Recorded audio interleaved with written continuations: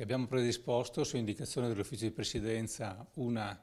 proposta di legge che va a rimodulare la distribuzione delle risorse per i gruppi tenendo conto delle prerogative dell'Ufficio di Presidenza, che è quella di gestire le risorse per garantire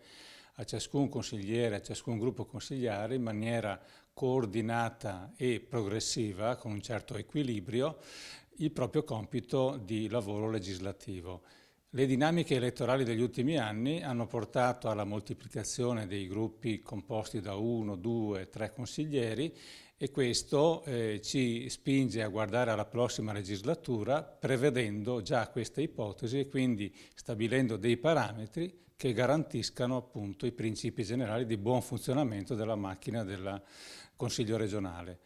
È nostro dovere licenziare questa proposta che è pronta adesso per andare in aula, ci auguriamo in tempi brevi, insomma, perché così abbiamo una prospettiva chiara e certa di buon funzionamento. Nella modulazione delle risorse dobbiamo tener conto del tetto fissato per legge nazionale che vale per tutti i consigli regionali. All'interno di questa quota abbiamo previsto dei criteri che garantiscono i gruppi più piccoli, ma man mano che crescono i componenti del gruppo si aggiunge una quota integrativa per permettere una